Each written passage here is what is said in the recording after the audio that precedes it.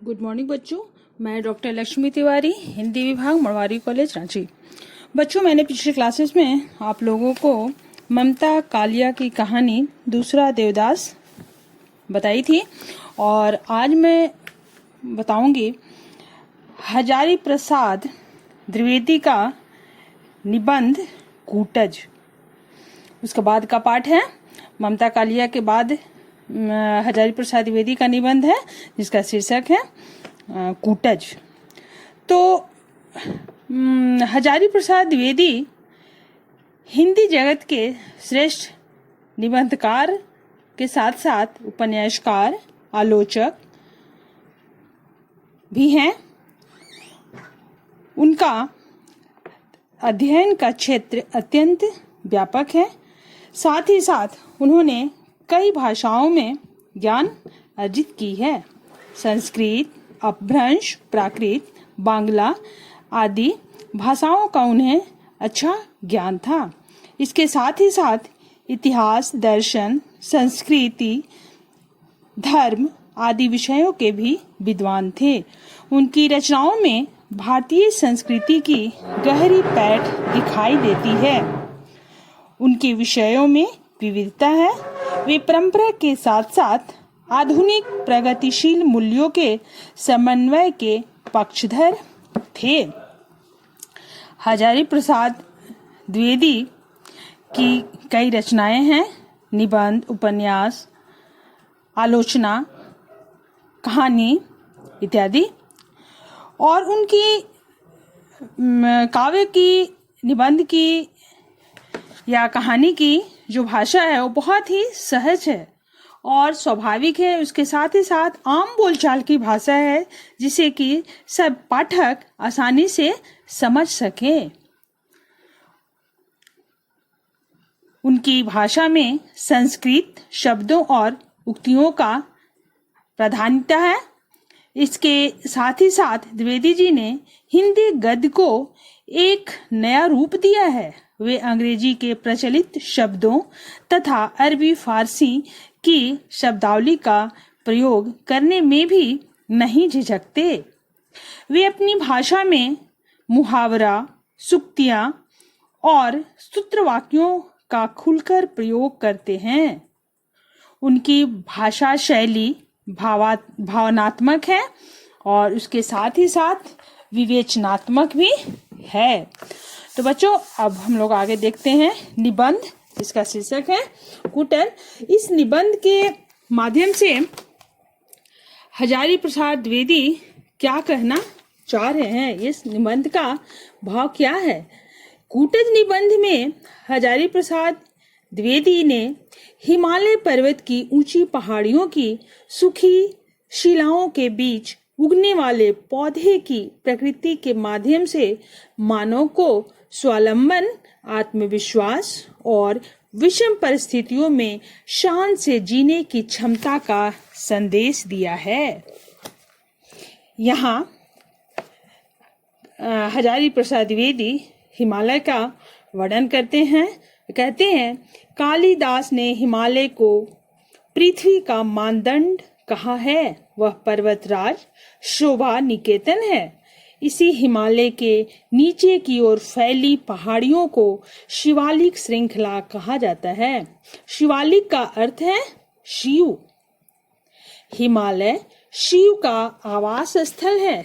इस श्रृंखला को देखकर लेखक सोचता है कि कहीं शिव की फैली हुई अलकें, यानी शिव की केश, बाल, फैली हुई अलकें ही तो शिवालिक की पहाड़ियां नहीं बन गई हैं। समाधि स्थित शिव की अलक जाल का प्रतिनिधित्व यह पर्वत श्रृंखला कर रही है। इस श्रृंखला में वृक्षों का अभाव है। यहाँ वनस्पति के नाम पर झाड़, झखाड़ और कुछ छोटे वृक्ष दिखाई पड़ते हैं, परंतु हरियाली नहीं है। दूब तक सूख गई है, परंतु कुछ छोटे वृक्ष गर्मी की भयंकर मार खाकर भी मस्ती से झूम रहे हैं। लेखक नहीं जानता कि ये वृक्ष कहाँ से और कैसे अपना भोजन प्राप्त कर जीवित रहते हैं। शिवालिक की नीरस और सूखी पर्वत श्रृंखला के बीच एक ठिगना सा शानदार वृक्ष है। यह वृक्ष भयंकर गर्मी और भूख प्यास को सहन करता हुआ मस्ती से झूम रहा है। इसके पत्ते चौड़े और बड़े हैं और यह फूलों से लदा सदा मुस्कुराता जान पड़ता है। लेखक उसका वास्तविक नाम पहले भूल जाता है, लेकिन बाद में लेखक को याद आता है कि यह तो कूटज है। कवियों ने इसे पर्याप्त सम्मान नहीं दिया है। लेखक इस वृक्ष को कूटज नाम देना सबसे अधिक उपयुक्त समझता है। कालिदास ने मेघदूत में रामगिरी पर्वत पर इसी कूटज के पुष्पों से यक्ष के द्वारा मेघ का स्वागत कराया है। लेखक का ऐसा विचार है इस लेख के प्रति कि मेघ का शाप तो बहाना मात्र है। कहीं स्वयं कालिदास ही तो किसी बाध्यता के कारण रामगिरी नहीं पहुंच गए थे और उन्होंने ही अपने हाथों से कूटज पुष्पों के द्वारा मेघ का स्वागत किया था। रामगिरी की शैलमालाएं ऊंची नहीं हैं, वहां कोई और फूल मिला नहीं होगा, तब कवि ने कूटज से काम चलाया होगा। लेखक जुलाई के पहले दिन यह लेख लिखते समय सोचता है कि यक्ष ने आषाढ़ के पहले दिन पुष्प चढ़ाए थे। आज भी आकाश में एकाध सफेद बादल दिखाई दे रहा है, क्यों न मैं भी कूटज के पुष्प बादलों को अर्पित कर दूं। कवियों द्वारा कूटज का उल्लेख किया गया है। यहाँ संस्कृत साहित्य में कूटज का भी उल्लेख मिलता है।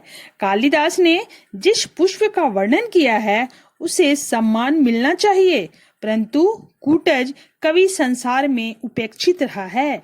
लेखक सांसारिक नियम बताते हुए कहता है कि जिनसे स्वार्थ सिद्ध होता है सम्मान उसे ही मिलता है। बादशाह अकबर द्वारा हुए तिरस्कार से दुखी रहीम पर ऐसी वितृष्णा सवार हुई कि उन्होंने कूटज का तुच्छ वृक्ष के रूप में उल्लेख कर दिया।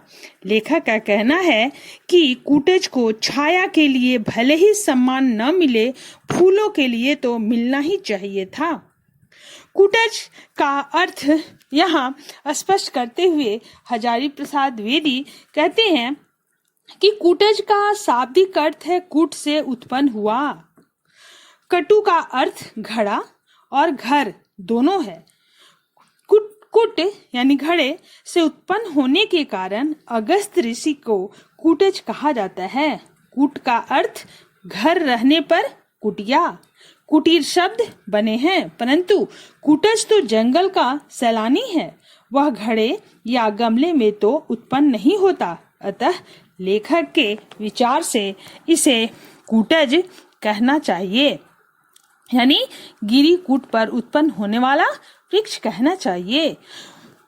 कूटज शब्द कहाँ से आया? यह भाव लेखक के मन में आया कि यह कूटज शब्द आया कहाँ, तो लेखक इस शब्द को बताता है कि यह आर्य भाषाओं का शब्द नहीं मानता, वह शब्द आग्नेय भाषा परिवार का है, क्योंकि संस्कृत भाषा दूसरी भाषाओं के शब्दों को पचाने की शक्ति रखती है। लेखक संस्कृत को सर्वग्रासी भाषा मानता है। लेखक साहित्य का श्रवण कर इसे कोल परिवार का ही शब्द मानता है। उसका मानना है कि संस्कृत भाषा ने शब्दों के संग्रह में कभी छूत नहीं मानी, न जाने किस किस नस्ल के शब्द उसमें आकर बन गए हैं। कूटज मस्ती से झूमता हुआ यह उस वृक्ष नाम और रूप में अपना अपराजेय जीवन शक्ति की घोषणा कर रहा है। उसका नाम हजारों वर्ष से संस्कृत की बढ़ती हुई शब्द राशि में आज तक जीता चला आ रहा है, लुप्त नहीं हुआ।